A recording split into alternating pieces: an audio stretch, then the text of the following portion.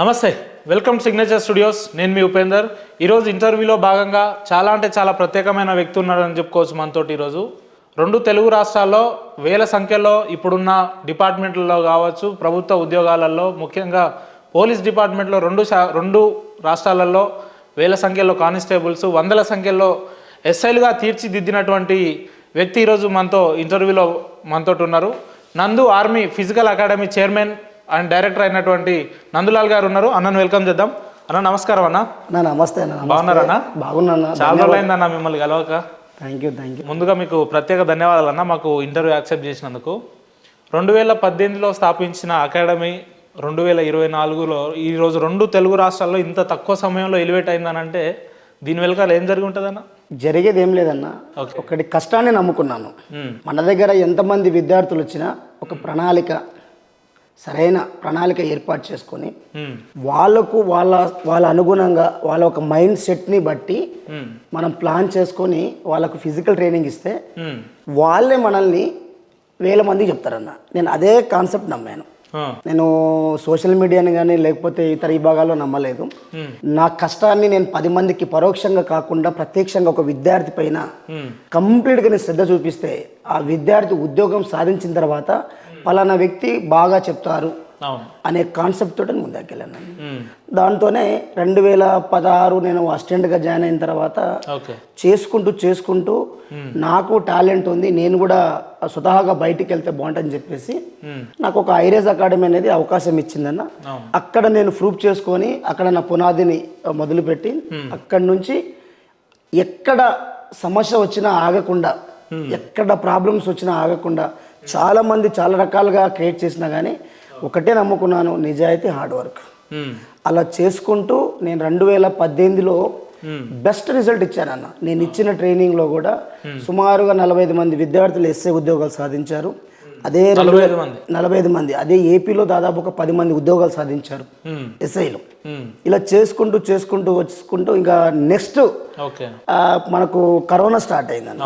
Corona start అయినప్పటి నుంచి ఒకటే ఆలోచన చేశాను, సరైన గ్రౌండ్ లేదు. అప్పుడు నేను ఇండోర్ స్టేడియంలో ఇచ్చాను. పిల్లలు చాలా మంది నా దగ్గరకు వచ్చి, సార్ మాకు మీ ఫిజికల్ ట్రైనింగ్ కావాలి, మీ దగ్గరకు వస్తే ఎటువంటి వ్యక్తి అయినా జాబ్ సాధించడానికి చాలా అవకాశం ఉంటుంది సార్, మీరేమన్నా చేయండి, ఫిజికల్ ట్రైనింగ్ మీ దగ్గరికి వస్తామని చెప్తే పిల్లల ఒక ఆలోచన మేరకు వాళ్ళు చూపిస్తున్న ఇంట్రెస్ట్ మేరకు నిజంగా నేను ఇస్తున్నాను కాబట్టి నా దగ్గర పిల్లలు వస్తున్నారు ఉద్దేశంతో గ్రౌండ్ లేకపోయినా దిల్సుఖ్నగర్ ప్రాంతాల్లోన ఇన్స్టిట్యూషన్ చాలా ఉంటాయి కానీ అక్కడ సరైన గ్రౌండ్ లేదు. చాలా మంది మేజర్ ప్రాబ్లం అన్న. ఎందుకంటే ఇప్పుడు విక్టోరియా గ్రౌండ్ కూడా అది ట్రస్ట్ సంబంధించినది ఇవ్వట్లేదు, ఇండోర్ స్టేడియం అది కూడా ఇవ్వట్లేదు. ఇప్పుడు చాలా వేలాది అంటే లక్షల మంది దృష్ణ ప్రాంతంలో ఒక డిపార్ట్మెంట్ వ్యవస్థలో మనం జాబ్ సాధించాలంటే ఫిజికల్ తో పాటు సబ్జెక్ట్ అనేది 4 గోడల మధ్యలో కూర్చొని మనం ఎక్కడైనా చదువుకోవచ్చు. ఫిజికల్ అనేది సుమారుగా ఒక 400 ట్రాక్ ఉండాలి, పాసిబుల్ కాదు. డిఫరెంట్ యాక్టివిటీస్ ఉన్నాయన్న వాళ్ళకు. అలా చేయించడానికి సరైన గ్రౌండ్ లేదు. నేను ఒక్కనే కాదు, నేను ఈ గ్రౌండ్ విషయంలో కూడా నేను దాదాపు మీడియా సమావేశం కూడా ఒక 4-5 సార్లు పెట్టాను. నేను ఒక్కనే కాదు, నాలాంటి కోచ్లు ఎంతో మంది ఉన్నారు. మీరు కానీ దృష్టిలో గ్రౌండ్ సౌకర్యం కల్పిస్తే వాళ్ళు ఎంతో మందికి ఉద్యోగాలు సాధించే విధంగా ప్రయత్నం చేస్తారు. ఆ విధంగా కూడా నేను మాట్లాడడం జరిగిందన్న. నేను ఇచ్చే దాంట్లో ఏంటంటే ఒకటే కాన్సెప్ట్ అన్న, పిల్లల్ని మన దగ్గర నమ్మి వచ్చినప్పుడు 10 మంది వచ్చినప్పుడు ఏ విధంగా మనం శ్రద్ధ చూపిస్తామో 1000 మంది వచ్చినప్పుడు కూడా అదే శ్రద్ధ చూపిస్తే, అరే ఇంత తక్కువ మందికి ఆ విధంగా చూపిస్తున్నాడు, 1000 మందికి కూడా అదే విధంగా చూపిస్తున్నాడు, ఫిజికల్ ట్రైనింగ్ బాగుంటనే ఉద్దేశంతో అదే కాన్సెప్ట్ తోటి ఇవాళ నేను ఫిజికల్ ట్రైనింగ్ ఇవ్వడం జరిగింది. 2023లో కూడా ఒక మహానుభావుడు ఉప్పలెంకటేశ్వర గారు ఆయన అడంగానే గ్రౌండ్ ఇవ్వడము, నాలో ఉన్న టాలెంట్ ఉందన్న, నేను చేయించాలనే టాలెంట్ ఉంది. క్రౌడ్ పెరిగినప్పుడు నేను ప్లేస్ లేదు, ఏం చేయాలని నాకు అర్థం కాక చాలా సతమతం అవుతున్నాను నేను. ఆ తరుణంలో అన్నగారిని కలవడము, నాకు గ్రౌండ్ ఇవ్వడము, ఆ గ్రౌండ్లో దాన్ని సరే చేసుకోవడానికి సుమారుగా నాకు ఒక 2-3 lakhs దాకా అమౌంట్ అయినాయి నా గ్రౌండ్ని మొత్తం ట్రాక్ చేయించుకోవడానికి. కొంతమంది సహాయ సహకారాలు ఇన్స్టిట్యూషన్, నాకు అటాచ్మెంట్ ఇన్స్టిట్యూషన్స్ ఉన్న ద్వారా, పరిచయాల ద్వారా ఇన్స్టిట్యూషన్స్, నాకున్న అటాచ్ ఇన్స్టిట్యూషన్ ద్వారా నేను ఒక 2.5-3 దాకా చేయించుకోవడం జరిగిందన్న. చేయించుకున్న తర్వాత ఆ గ్రౌండ్లో ఆ చేయించుకున్న మరుసటి రోజైనా నేను అంత మంది స్ట్రెంత్ వస్తారని అనుకోలేదు. ఏ రోజైతే స్టార్ట్ చేశాను అదే రోజు 300 మంది వచ్చేసారన్న. 300 మంది ఆస్పిరెంట్లు. ఆస్పిరెంట్స్ వచ్చేసారు 300 మంది. ఓకే. వారంలో 1000 మంది దాటిపోయారు. అయినా నాకు ఆ గ్రౌండ్ సరిపోవట్లేదు. దాదాపు 1800 to 2000 మెంబర్స్ వచ్చారన్న. ఓకే. అదే గ్రౌండ్లో వచ్చి 550 మంది పైగా కానిస్టేబుల్ ఉద్యోగాలు సాధించారు. 64 పైగా 70 మన 500 మంది పైగా కానిస్టేబుల్ విత్ ప్రూఫ్ అన్న. మనము ఇప్పుడు లేనిది ఉన్నది అనే కాకుండా మీడియా పరంగా మనం మాట్లాడుతున్నామంటే ఇది జెన్యూన్ అనేది ఉండాలి. 510 అంటే 50 పైగా ఉద్యోగాలను అంటే కొంతమంది సాధించిన తర్వాత చెప్పరు కూడా. 64 మంది ఎస్ఐలన్న. మన సెంట్రల్ ఫోర్స్ లో 60 మంది దాకా అన్న. ఢిల్లీ ఎస్ఐలో ఒక 6, రైల్వే డీలో గ్రూప్ డీలో 180 మంది వస్తేనా 111 మంది ఉద్యోగాలు సాధించారన్న. ఆర్మీలో ఒక 15 మంది. ఇప్పుడు ఏపీలో మొన్న రీసెంట్లీ వెలువడిన ఎస్ఏ ఫలితాల్లో కూడా మన నందు ఆర్మీ అకాడమీ స్టూడెంట్స్ సుమారుగా 15 మంది ఉద్యోగాలు సాధించారన్న.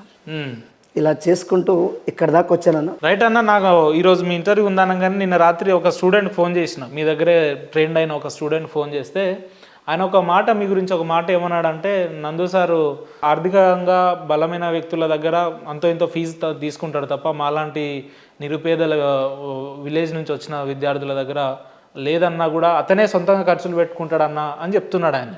ఎందుకు మీకు సొంతంగా ఖర్చు పెట్టుకొని ట్రైనింగ్ ఇవ్వాల్సినంత అవసరం మీకు ఏమొచ్చిందన్న? అంటే నేను ఒక పేదోడిని అన్న. అంటే అదే స్థాయి నుంచి వచ్చాను నేను. రూపాయి విలువ ఏంటో నాకు తెలుసు. ఓకే. ఒక పిల్లోడు ప్రాంతం కానీ అంటే ఊరు నుంచి అక్కడి నుంచి వచ్చేసి ఒక 100 రూపాయలు మనం ఒక 1500 ఫీజు పెడితే వాడికి ఒక 100 రూపాయలు తగ్గించిన వాడు ఈజీగా ఒక 3-4 రోజులు అవసరాలు తీసుకుంటాడు. ఆ బేస్ కాన్సెప్ట్ అంటే డబ్బు విలువ అనేది నాకు తెలుసు, అది ఎంత ఇబ్బంది పడుతుంది మనుషులు అని చెప్పేసి. అదే కాన్సెప్ట్ తోటి నా దగ్గరకు వచ్చే పిల్లలన్నా అంటే నేను అందరికీ ఫ్రీ ఇచ్చానని చెప్పట్లేదు. ఎవరైతే ఆర్థికంగా ఇబ్బంది పడుతున్నారు, నేను నిజంగా డబ్బులు కట్టలేను సార్ అంటే ఒకే మాట చెప్తాను, ఇంట్రెస్ట్ ఉందా చేయాలని, రూపాయి కట్టాను. ఇమీడియట్లీ ఐడి కార్డు కూడా ఇప్పించేసాను. అలా నేను దాదాపు ఒక 700 మందికి ఉచిత శిక్షణ ఇచ్చాను విత్ ఆధార్ కార్డు తోటి. అదే నేను ఉచిత శిక్షణలో ఇచ్చిన విద్యార్థుల్లో చాలా మంది ఉద్యోగాలు సాధించారు. ఒక మీడియా అడిగిన ఇంటర్వ్యూలో కూడా నేను ఎస్ఐ కానిస్టేబుల్ సక్సెస్ మీట్ పెట్టినప్పుడు ఒక ఛానల్ అడిగిన దాంట్లో కూడా చాలా మంది ఉద్యోగాలు సాధించిన తర్వాత సింగిల్ అమౌంట్ తీసుకోకుండా మమ్మల్ని ట్రైన్ చేసి ఉద్యోగం సాధించే ప్రయత్నం చేశారు. ఉద్యోగం అనేది ఇప్పుడు చాలా మంది విద్యార్థులకు ఇబ్బందులు ఉంటారన్న వాళ్ళు, ఒక అమౌంట్ కూడా లేని పరిస్థితులు వాళ్ళు ఉంటారు. నా దగ్గర సంప్రదించిన ఏ విద్యార్థికైనా సాధ్యమంత వరకు నాలో ఎంత శక్తి ఉందో, నేను చేయగలుగుతాననే శక్తి ఎంతవరకు ఉందో అంతవరకు ఇచ్చేసాను. చాలా మంది బయటికి వెళ్ళి కూడా నాకు అమౌంట్ లేవు సార్, నేను ఫలానా వేరే ప్లేస్కి వెళ్ళాను, నాకు ఛార్జీకి లేవు సార్ అని చెప్పేసి కూడా చాలా మంది మెసేజ్ చేశారు. బాబు నా దగ్గర ఇంత అమౌంట్ ఉన్నాయి, నువ్వు చెప్పినంత నేను చేయలేను కానీ ఇంత అమౌంట్నే నేను చేయగలుగుతాను, నా స్తోమత ఇది. అంటే నాదొకటేనా, నేను నా దగ్గర లేనప్పుడు ఏం చేస్తానంటే మేధావులు ఉంటారు, కొంతమంది ఆదుకునే దాతలు ఉంటారు, రాజకీయ నాయకులు ఉంటారు. సరే ఆ పిల్లోడికి ఒక అవసరానికి కూడా వాడికి తోడవుతున్న ఉద్దేశంతో నన్ను సంప్రదించిన ప్రతి విద్యార్థికి నా దగ్గర ఉంటే సాయం చేస్తానన్నా, నా దగ్గర లేకపోతే దేవుడు నాకు గుణం ఇచ్చిండు అడిగి వాళ్ళని సాయం చేసే విధంగా నేను ప్రయత్నం చేస్తానన్నా. అదే నందు ఆర్మీ అకాడమీ తరఫున దాదాపుగా మనం బ్లడ్ క్యాన్సర్ వల్ల కూడా మనం హెల్ప్ చేసాము. నాకు తోచిన విధంగా ఒక స్టూడెంట్ కూడా మనం వాళ్ళ మదర్ చనిపోతే కూడా కొంత అమౌంట్ కలెక్ట్ చేసి కూడా బాబుని రూపాయి అమౌంట్ తీసుకోకుండా, మదర్ చనిపోతే పూర్తిగా వాడికి ఇన్స్టిట్యూషన్లో ఎగ్జామ్ రాయాలన్నా నేనే వెళ్ళి మాట్లాడము. అబ్బాయినే కాదు చాలా మందికి సాయం చేశాను. కానీ ఒకటే కాన్సెప్ట్, ఒక పేదోడుగా పుడతాము, వాడు పేదోడుగా చనిపోవద్దు. అదే కాన్సెప్ట్ తోటి ముందుకెళ్ళాను. నా దగ్గరకు ఇప్పటికీ చెప్తున్నా మీ ఇంటర్వ్యూ ద్వారా, ఏ పేదో పిల్లోడికి అయినా ఫిజికల్ ట్రైనింగ్ పరంగా నా దగ్గర డబ్బులు లేవు సార్ అంటే ఇప్పటికీ నేను వాళ్ళకి ఫ్రీ సర్వీస్ చేయడానికి ముందుంటాను. ఇదే నా జీవితము. ఇంతకన్నా నేను ఇంకా నాకు అదృష్టం రాదు. ఎందుకంటే నేను ఒక సాదాసీదా మనిషిని, ఒక చిన్న మారుమూల గ్రామం నుంచి వచ్చిన వ్యక్తిని. నాకు ఇటువంటి ప్లాట్ఫామ్ దొరకడమే అదృష్టం.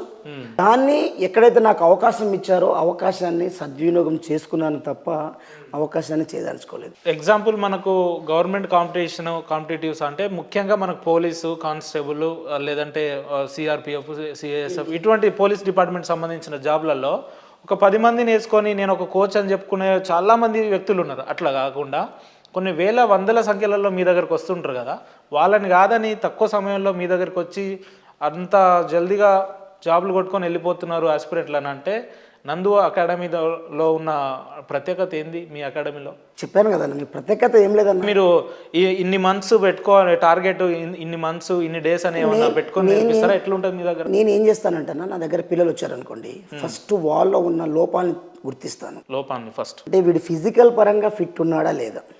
చాలా మంది చదువుతారు బాగా, ఫిజికల్ పరంగా రాగానే బ్యాక్ అవుతారు. ఎందుకంటేనా ఫిజికల్ అనేది మైండ్ ఆర్ బాడీ, ఈ రెండు అనేది పనిచేయాలి.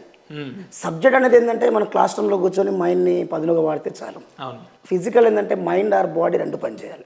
పిల్లల్లో ఇప్పుడు ఒక అబ్బాయి బీటెక్ అబ్బాయి ఉంటాడు, ఒక అబ్బాయి డిగ్రీ అబ్బాయి ఉంటాడు. మనం ఒక మాటలు చెప్పాలంటే, ఇక ఊరు నుంచి వచ్చిన పిల్లలు ఎలా ఉంటారు, కొద్దిగా రఫ్గా ఉంటారు. అదే మన సిటీలో ఉన్న పిల్లలు ఎట్లుంటారంటే స్మూత్గా ఉంటారు, కొద్దిగా సున్నితంగా, గ్రౌండ్ పట్ల వాళ్ళకి అవగాహన ఉండదు, పరిగెత్తాలనే ఆలోచన ఉండదు. బాగా చదువుతారు కానీ కొన్నిసార్లు ఆ పరిగెత్తలేక వాళ్ళు బ్యాకప్ అవుతారు.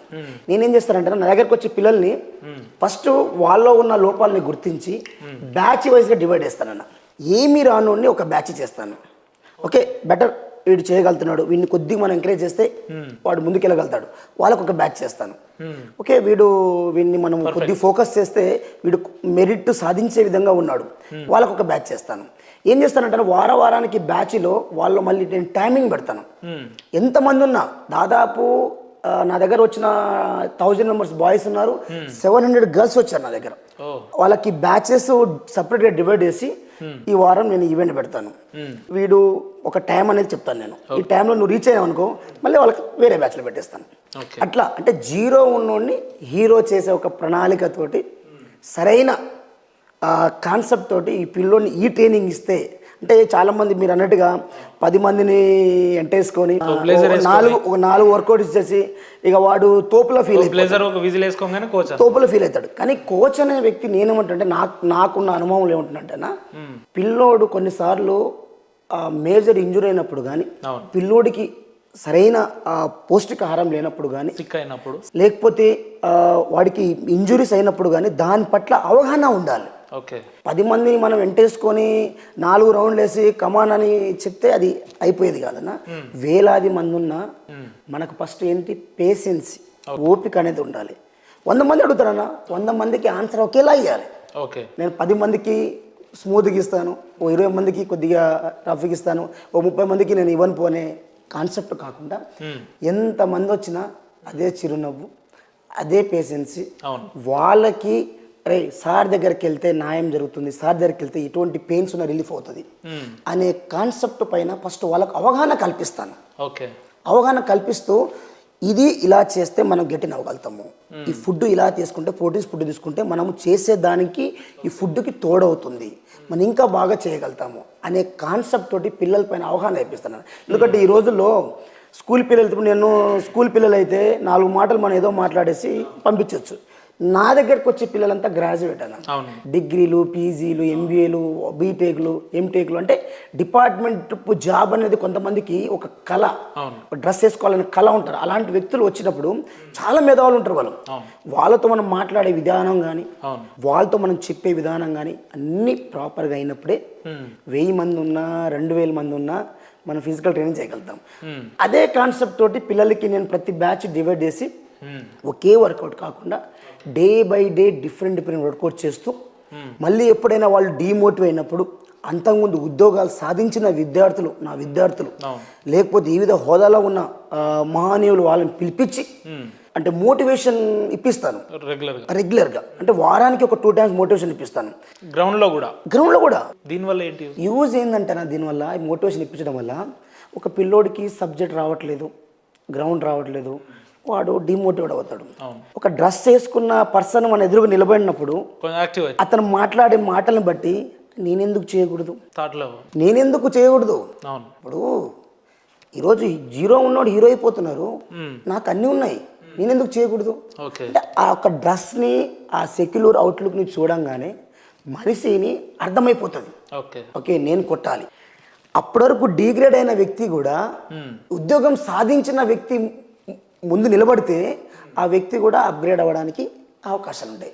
అదే కాన్సెప్ట్ తోటి వారానికి ఒక ఇద్దరు ఇంటర్వ్యూలు నేను పిలిపించి నేను చెప్పిస్తాను. ఎందుకంటే 2018లో కూడా మాలవత్ పూర్ణ అవును, మౌంటైనియర్ అమ్మాయి అతి పిన్న వయసులో ఎన్నో ఘనతలు సాధించిన అమ్మాయిని పిలిపించి కూడా ఓకే నేను ఇంటర్వ్యూ. ఇంకోటి నేను లాస్ట్ టైం కూడా ఒక వీడియో చూసిన, సిఏ కాశీరామ్ గారు కూడా వచ్చి మీ అకాడమీకి మద్దతు తెలిపి మోటివేషన్ స్పీచ్ జనరల్గా ఆయన అతి తక్కువ మందికి సమయం ఇస్తారు కదా, మీ అకాడమీకి వచ్చి ఆయన స్పీచ్ ఇచ్చేంత ఉంది అని అంటే అక్కడే గుర్తింపు నాకు కొంత కలిగింది మీ అకాడమీ మీద. ఏందన్నా దాని ప్రత్యేకత ఏంది? కాశీరామ్ అన్నకు మీకు ఎట్లా? అన్న నేను కాశీరామ్ సార్ అంటే నాకు పిచ్చి లైక్ అంటే ప్రేమ. అతను మనిషి ఎప్పుడు నిరంతరము ప్రజా సమస్యలకై లేకని ప్రజలకున్న సమస్యలో నేను ఒక భాగమై ప్రతి అంటే మాట పరంగా కానీ అందరికీ మోటివేషన్ ఇస్తుంటాడు. నేను కాశీరామ్ సార్ని చూసినప్పుడల్లా నాకు ఈ పర్సన్ని నేను గ్రౌండ్ని పిలిస్తే బాగుంటుంది, నాకు ఎందుకో ఈ పర్సన్ నేను కలవాలి అనుకునేవాడిని. అయితే 2-3 సార్లు కాల్ చేశాను, ఎలాగో నెంబర్ తీసుకొని కాల్ చేశాను. సార్ ఇలా నేను సో అండ్ సో సార్ అని చెప్పిన. నందు నా పేరు అంటే, నీ పేరు ఓకే విన్నాను చెప్పు తమ్ముడు అన్నాడు. రిసీవ్ చేసుకుంటాడు, చాలా బాగా మాట్లాడతాడు. సార్ ఇట్లా గ్రౌండ్కి రావాలి ఒకరోజు మీరు మోటివేషన్ అంటే, చూద్దాం నందు నాకు సమయం దొరకదు, దొరికితే 100% వస్తానని చెప్పేసి స్పెషల్ మళ్ళీ ఒక 1 మంత్ తర్వాత మళ్ళీ కాల్ చేశాను. సరే మనం ఉంటే చూడండి సార్ అన్నాను. సరే నాకు కుదరట్లేదు అని చెప్పారు. అయితే ఒక రోజు నైట్ నాకు కాల్ చేసి, నందు నేను రేపు వస్తున్నాను నీ గ్రౌండ్ అనగానే నాకు షాక్ అన్న, మీరు నిన్న ఎట్లా నాకు మెసేజ్ పెట్టారు ఇంటర్వ్యూ మీకు ఉంది రేపు అనగానే అంతకన్నా హ్యాపీగా ఉన్నాను. ఎందుకంటే ఆ పర్సన్ అతని టైం కేటాయించాలంటే చాలా అరుదుకుంటారా మంది. అలాంటిది నందు నేను రేపు వస్తున్నాను నీ గ్రౌండ్కి అన్నాడు. ఎంత హ్యాపీగా అనిపించింది తెలుసా అన్న. ఎందుకంటే ఇటువంటి ఒక ఇన్స్పిరేషన్ పర్సన్ మన గ్రౌండ్కి వచ్చి అతను వస్తే ఇంకా నేను సక్సెస్ అయినట్టే అని ఒక ఆలోచన ఉన్నాను. అన్నగారు రావడము, తర్వాత ఆయన చెప్పిన మాటలు కూడా చాలా యూట్యూబ్లో ఉన్నాయి, అతను ఛానల్లో కూడా ఒకటే మాట అన్నాడు, నందు అనే పర్సన్ని నేను ఫస్ట్ లైట్ తీసుకున్నాను. తర్వాత నా 2 మిత్రులు నేను కనుక్కోగా 2 మిత్రులు చెప్పారు ఆ పర్సన్ గురించి. అందులో నేను అతని ఆర్టికల్ కూడా నేను చదివాను, నందు ఆర్మీ ఆర్టికల్ చదివాను. నేను ఈ బిడ్డ ఒక పేదింటి బిడ్డ ఇంతమందికి లైఫ్ ఇస్తున్నాడు, నేను ఆ బిడ్డ కోసం నేను ఎందుకు రాకూడదు?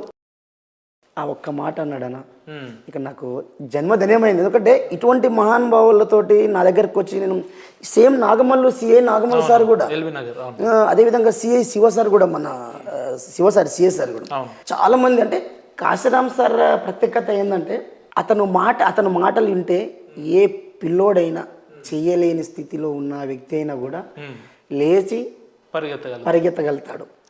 That is Kashiram sir. అన్న మీ దగ్గర వందల వేల మంది వస్తుంటారు కదా ట్రైనింగ్, ఫిజికల్ ట్రైనింగ్ కోసం. ఇప్పుడు మీరు డిఫెన్స్కి అంటే సెంట్రల్ జాబ్స్కి ఇచ్చే ట్రైనింగ్ ఎలా ఉంటుంది, స్టేట్ జాబ్స్కి ఇచ్చే ట్రైనింగ్ అంటే ఇద్దరి అభ్యర్థులకు ఆస్పిరెంట్లకు ఒకే విధంగా ఉంటుంది? అంటే ఇప్పుడు సెంట్రల్కి ఏంటంటే మనం స్టేట్కి ఒక 80% మనం ఎఫర్ట్ పెడితే సెంట్రల్కి 100 అబౌవ్ పెట్టాలండి. ఎందుకంటే 1600 మీటర్ 4.5 minutes ఇక్కడ 800 మీటర్ ఉంటుంది. కానీ ఇప్పుడు కొన్ని పుల్అప్స్ ఉంటాయి. Complete strength base central base అనేది ఒక పిల్లోడు వెళ్తున్నాడు అంటే డూ ఆర్ డై. డిపార్ట్మెంట్ ఇప్పుడు స్టేట్ ఉంది అనుకోండి, ఇప్పుడు మధ్యలో స్టేట్ కూడా కొంచెం అట్లే తయారు. ఎందుకంటే ఇప్పుడున్న వస్తున్న ఈ ఫుడ్ లోపాలు కానీ లేకపోతే అంత వాతావరణాలు కానీ ఇప్పుడు సేమ్ అయినాయి. కానీ వాళ్ళకి ఏంటంటే కంప్లీట్ స్ట్రెంత్ బేస్ అన్న, వీళ్ళకి ఏంటంటే ఒక చిన్న అవగాహన కల్పించేసి ఈ విధంగా రన్నింగ్ చేస్తే వీళ్ళకు షార్ట్ పుట్ కానీ లాంగ్ జంప్ కానీ ఇదే విధంగా 800 మీటర్ కానీ ఈ 1600 మీటర్ కానీ రన్నింగ్ ఉంటుంది. నా రన్నింగ్ ఎవరైనా చేపిస్తారన్నా, రన్నింగ్ చేయించడంలో గొప్ప కాదు. ఒక పిల్లోడిని వాడు చివరి వరకు వాడి ఒక బాడీని ఇలా ఉన్న వ్యక్తిని ఈ విధంగా మార్చాలి. అంటే వారిపైన కానీ అవగాహన చూపించి మనకున్న అనుభవంతో డిఫరెంట్ వేలో వర్కౌట్ చేయించాలి. అయితే నేను సెంట్రల్ వాళ్ళకి ఏం చేపిస్తానంటే డిఫరెంట్ వాళ్ళకి ఏంటంటే వీళ్ళకి ఒక 1/2 అవర్ తక్కువ చేపిస్తాను, వాళ్ళకి ఒక 145 minutes ఎక్కువ చేపిస్తాను.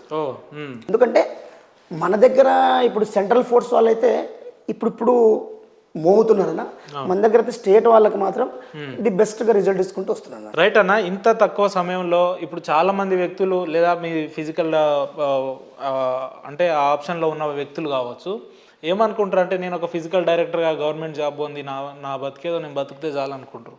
ఎందుకు నందు అనే వ్యక్తి ఒక పేదింటి నుంచి వచ్చి 100 మందికి నేర్పించాలి, నా పేరంటూ చరిత్రలో నిలబడిపోవాలని చెప్పి ఎందుకు ఇట్లా ఈ రకంగా ఆలోచించిండు అన్న? నేను ఊహించలేదు కూడా అన్న.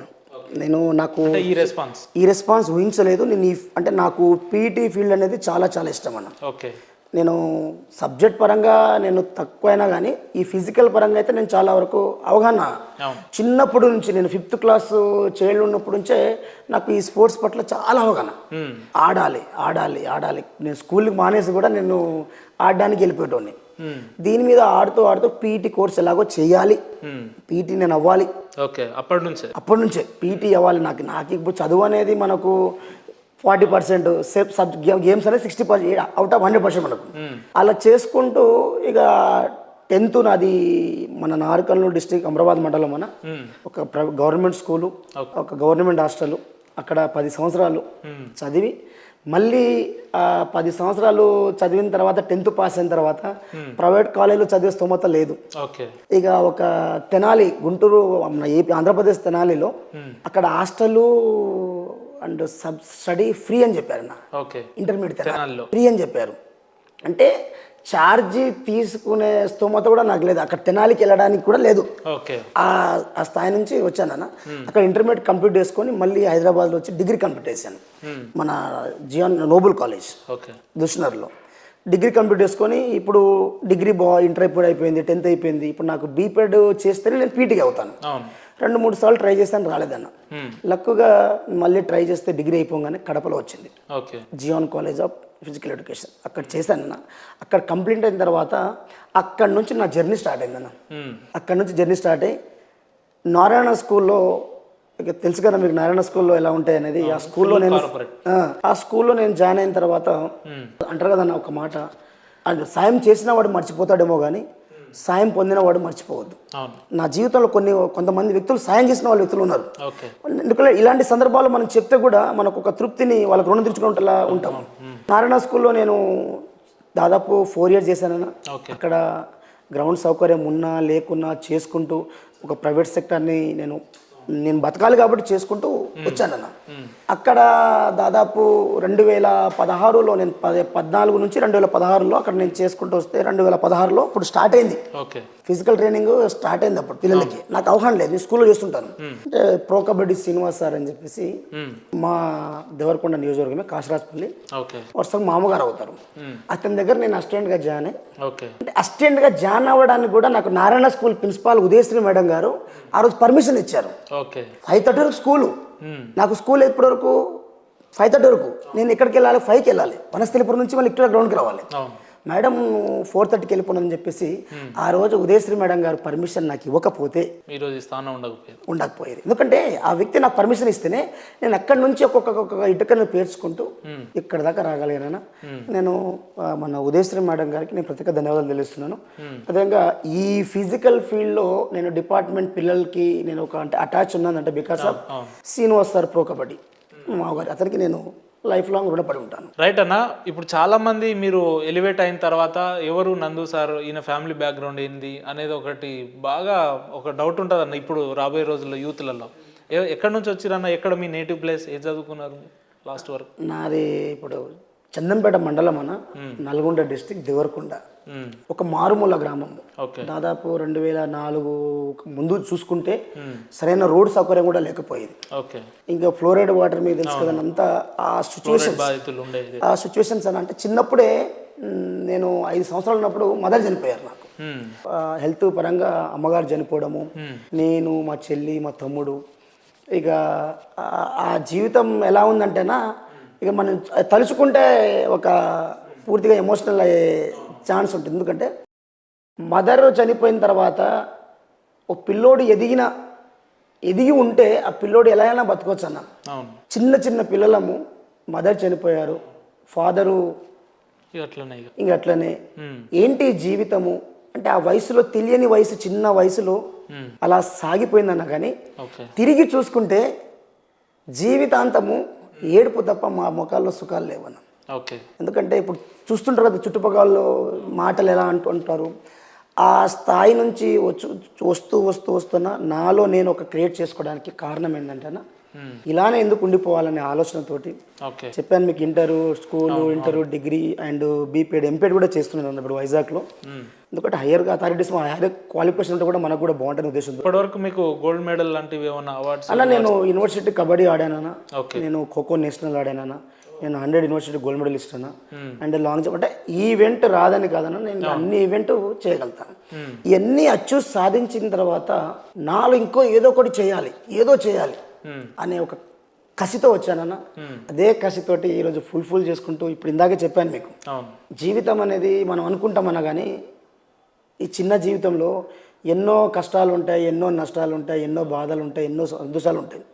కానీ కష్టాలు వచ్చినప్పుడు మనం బాధపడుతూ కూర్చుంటే, సంతోషాలు వచ్చినప్పుడు మితిమీరి మనము ప్రవర్తిస్తే ఈ రెండు మన జీవితానికి కట్టు కాదు. నా ఉద్దేశం ఏంటంటే కష్టం వచ్చినా, నష్టం వచ్చినా, సంతోషం వచ్చినా, బాధ వచ్చినా, అంటే సుఖం వచ్చినా మనిషి ఒకేలా స్వీకరించాలి. అదే కాన్సెప్ట్ తోటి ఈరోజు వచ్చానన్న. పలానా వ్యక్తి నందు అనే పేరు కాస్త నందు ఆర్మీ అనే వ్యక్తి ఈరోజు నేను ఎక్కడికి వెళ్ళినా కానీ నందు ఆర్మీ అకాడమీ డైరెక్టర్ని అని ప్రత్యేకంగా నన్ను ఇన్వైట్ చేస్తున్నారు, ప్రత్యేకంగా నన్ను రికగ్నైజ్ ఇస్తున్నారు. ఆ రికగ్నైజ్ ఇవ్వడానికి ఇంతమంది మేధావులు, ఉదయశ్రీ మేడం కానీ, ఉప్ప వెంకటేశ్వర అన్న గారు కానీ, అదేవిధంగా కొంతమంది మాకు సాయం చేసిన వ్యక్తుల్లో మా జాల నరసింహారెడ్డి కానీ, అదేవిధంగా కిషన్ నాయక్ కానీ, ఇప్పుడు చాలామంది ఉన్నారు ఇలాంటి వ్యక్తులు. ఇప్పుడు మీడియా మిత్రులు కానీ, మీలాంటి వ్యక్తులు కూడా కానీ, ఇవన్నీ వాళ్ళు మాకు సపోర్ట్ చేయడం వల్ల నాలో ఉన్న టాలెంట్ని గుర్తించుకొని ఈరోజు ఇక్కడ దాకా రాగలిగాను. ఫిజికల్ ట్రైనింగ్ కోసం మీ అకాడమీకి చాలామంది వస్తుంటారు కదా, వ్యక్తిగతంగా ఒక స్టూడెంట్ని చూసినప్పుడు మిమ్మల్ని బాధించిన సన్నివేశాలు, సందర్భాలు ఏమైనా ఉన్నాయి? అరే ఇటువంటి వ్యక్తులు కూడా ఉన్నారా అని చెప్పేసి బాధించిన సందర్భాలు ఉన్నాయా? చాలా ఉన్నాయన్న. ఓకే, చాలా అంటే చాలా ఉన్నాయి. వాళ్ళు ఎక్కడి నుంచో వస్తారు, హైదరాబాద్కి వస్తారు, పేరెంట్స్ రూపాయి కూడబెట్టి వాళ్ళకి ఇస్తారు.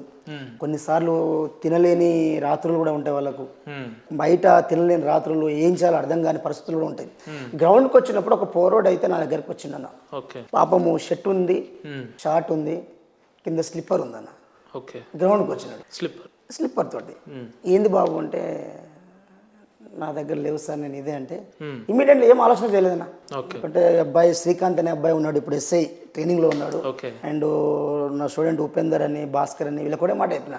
ఇప్పుడు వీళ్ళకు ఈ బాబుకి రేపొద్దు నేను అమౌంట్ ఇస్తాను, లేదా మహాలక్ష్మి స్పోర్ట్స్ షాప్కి వెళ్ళి షూ ఇచ్చేసాను చెప్పేసి ఇమీడియట్లీ షూ, డ్రెస్ అన్ని తెచ్చిచ్చేసాను నేను. ఇచ్చేసాను ఇమీడియట్లీ, బాబుతో ఇమీడియట్లీ ఇచ్చేసాను నేను. ఎందుకంటే పిల్లోని చూడంగానే, ఆ పిల్లోని చూసిన తర్వాత ఒక్క టైంలో నా పరిస్థితి కూడా అలానే ఉండేది.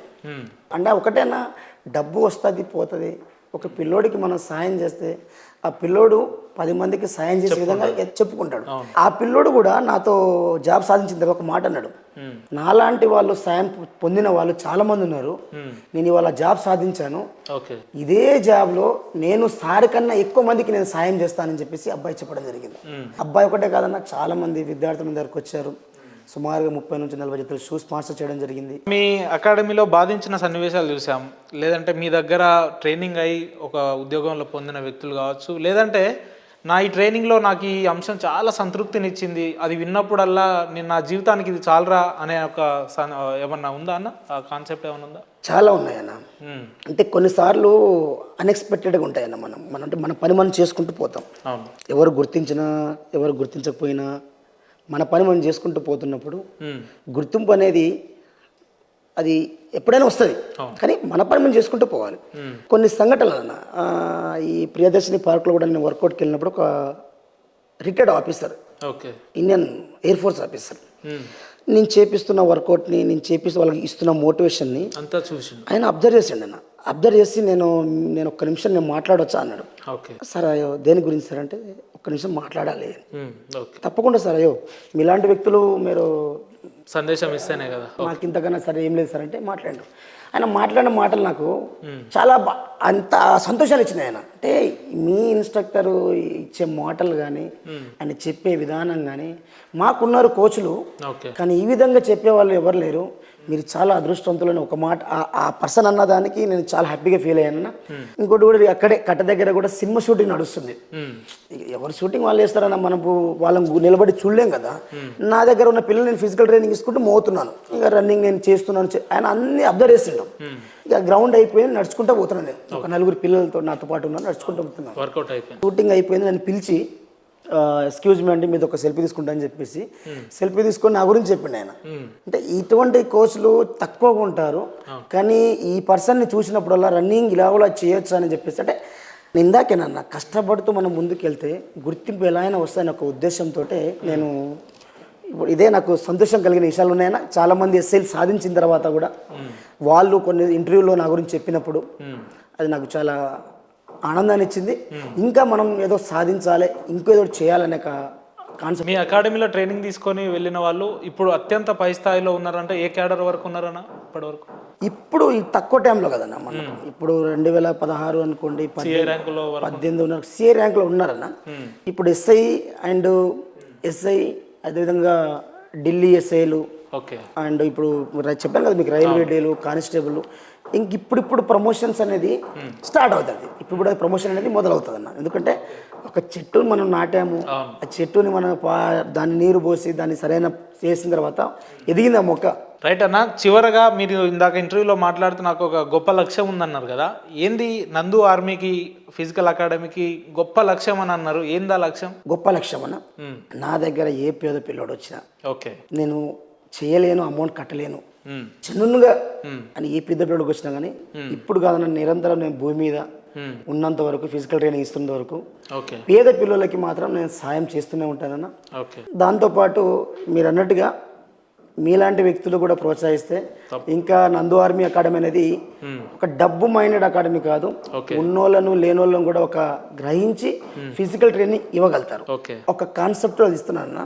నాకు ఇటువంటి అవకాశం వచ్చినప్పుడు దాన్ని మనం మిస్ చేసుకుంటే రాదు. అంటే దేవుడు చెప్తారు కదా, ప్రత్యక్షంగా కానీ పరోక్షంగా ప్రత్యక్షంగా చేసుకుంటే ఇటువంటి పిల్లలు మనకు దగ్గర చేర్చినప్పుడు ఆ పిల్లలకి మనం న్యాయం చేయగలిగితే పర్ఫెక్ట్గా అవుతామనే ఆలోచనతో ముందుకు పోతున్నాను. ఈనాటి యువతరానికి ఒక ఫిజికల్ డైరెక్టర్గా ఒక మెసేజ్ ఇవ్వాలి మంచిది అని అంటే నందలాల్ గారు ఏం చెప్తారు ఈ యువతకు? నేను ఒకటే చెప్పగలుగుతాను. అంటే నేను ఇప్పుడు మీకు ఒక మాటలు చెప్పగలుగుతాను. నేను కూడా స్కూల్లో ఫీల్డ్లో చేస్తున్నాను. ఎందుకంటే స్కూల్ పిల్లల మెంటాలిటీ ఎట్లుంటుంది, ఈ పిల్లల మెంటాలిటీ ఎట్లుంటుంది అన్నీ గ్రహించాను. ఇప్పుడు నేను స్కూల్లో G Pullareddy memorial school Dilsukhnagar ఒక దాంట్లో physical director and NCC naval ANO ఆఫీసర్గా చేస్తున్నాను అన్న.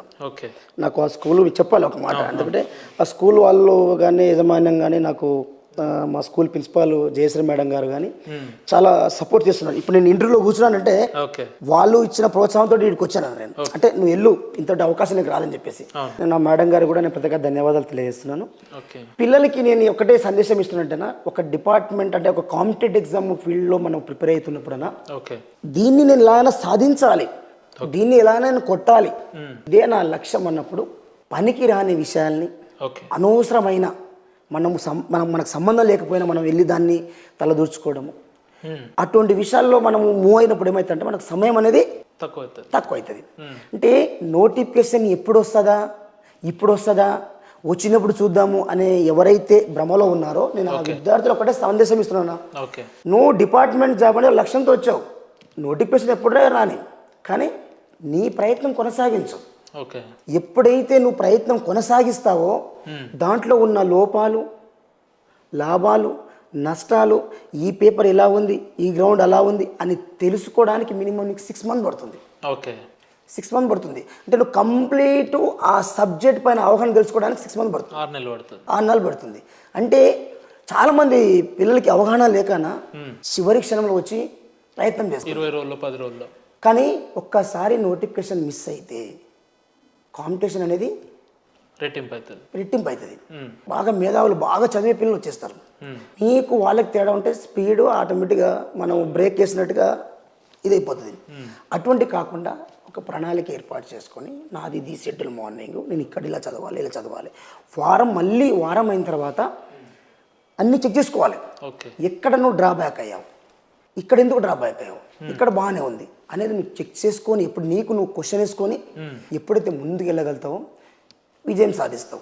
అదేవిధంగా ఒక మాట చెప్పగలుగుతాను, ఇప్పుడు డిపార్ట్మెంట్ వాళ్ళకి ఏంటంటే పోరగాళ్ళు చాలామంది ప్రిలిమ్స్ క్వాలిఫై అయిన తర్వాత గ్రౌండ్ పక్క, డిపార్ట్మెంట్ జాబ్ సాధించాలంటే 3 మెట్లు ఎక్కాలన్నా, ప్రిలిమ్స్ సాధిస్తేనే నువ్వు 2 మెట్లు ఎక్కగలుగుతావు. ప్రిలిమ్స్ సాధించకపోతే 2 మెట్లు ఎక్కలేవు. ప్రిలిమ్స్ సాధిస్తే నువ్వు 2 మెట్లు కంపల్సరీ కష్టపడాల్సిందే. అంటే ఇది సాధించావు, నువ్వు జాబ్ దగ్గరలో ఉన్నావు, దీన్ని 100% నువ్వు ఎఫర్ట్ పెడితే జాబ్ నీ సొంతం అవుతుంది. చాలామంది విద్యార్థులు ఏం చేస్తారంటే సబ్జెక్ట్ పైన ఫోకస్ ఇచ్చేసి గ్రౌండ్ని వదిలేస్తారు. ఓకే.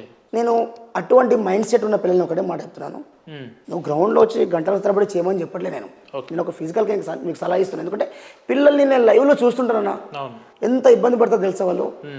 షార్ట్ పీరియడ్లో వచ్చేసి చిన్ బోన్ పెయిన్ అని చెప్పేసి, మోకాల్ పెయిన్ చెప్పేసి, పరిగెత్తలేక ఆయాసం వచ్చి చాలా మంది విద్యార్థులు చనిపోవడం జరిగింది. అది ఎందుకు చనిపోతారన్న వాళ్ళు షార్ట్ పీరియడ్లో చేయడం వల్ల. సైడ్ పీరియడ్ చేయడం వల్ల ఏంటంటే ఒకటేసారి హెల్త్ అని మనకు మన ముందర ఫుడ్ ఉందనా, మన కడుపుకి సరిపడా తింటాం కానీ ఎక్కువ తినేసి ఏమవుతుందన్నా డైజెషన్ ప్రాబ్లం అవుతుంది. ఫిజికల్ అండ్ సబ్జెక్ట్ రెండింటికి కానీ ఈ విధంగా బ్యాలెన్స్ చేసుకుంటే జాబ్ కూడా నీ భుజం పైన ఏదనుకుంటున్నావో అది వచ్చి తీరుతుంది. దీన్ని ఇలా లేపి మళ్ళీ దీన్ని లేపాలంటే ఇది ఇక్కడే అయిపోతుంది. మళ్ళీ దీన్ని లేపేసావు ఇక్కడ బాగా అవుతావు, మళ్ళీ ఇక్కడ స్లో అవుతావు. అంటే నేనేమంటున్నానంటే ఈ ఆస్పిరెంట్ వాళ్ళకి రెండింటికి సమప్రాధాన్యత ఇవ్వండి. గ్రౌండ్లో ఒక హాఫ్ అన్ అవర్ కేటాయించండి, రిమైనింగ్ సబ్జెక్ట్ కేటాయించండి. అండ్ ప్రిపేర్ అవుతున్నప్పుడు తల్లిదండ్రులు మిమ్మల్ని నమ్మి వచ్చినప్పుడు వాళ్ళకు ఒకటే సందేశం ఇస్తున్నాను, అందరికి 24 గంటలు. ఆ 24 గంటల్లో ఏం చేస్తున్నావు? తల్లిదండ్రుల కళ్ళని నీరు గారుస్తున్నావా? నీ కళ్ళని నీరు గారుచుకుంటున్నావా? 24 గంటలు నీకు ఇచ్చిన సమయంలో ఏం చేస్తున్నావు? మొబైల్ని కొద్దిగా అడాప్ట్ కాకుండా, వేరే వాటికి అడాప్ట్ కాకుండా ఉద్యోగాలు సాధించే విధంగా మీరు ముందుకెళ్తే ఖచ్చితంగా. ఎందుకంటే ఒక మాట నేనైతే చెప్పగలుగుతానా, చాలామంది అబ్బాయిలు ప్రాంతాల నుంచి వచ్చేసి కూడా కొన్ని ఉంటాయి కదన్నా, వాళ్ళు ఇట్లా ఈ లవ్లని, ప్రేమ అని అటువంటి వాటిపైన శ్రద్ధ చూపిస్తూ వాళ్ళు అనుకున్న ఫోకస్ ఏ ఫోకస్ మీద అయితే వచ్చారో జీవిత లక్ష్యాన్ని మర్చిపోతారు.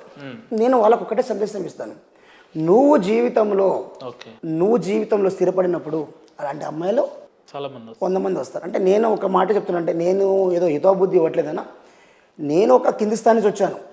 నేను ఒక సాదాసీదా ప్రైవేట్ ఎంప్లాయీని, నా జీవితాన్ని కొనసాగిస్తున్నాను. కానీ 100 మందికి లైఫ్ ఇస్తున్నాను, 100 మంది మెంటాలిటీ చూస్తున్నాను.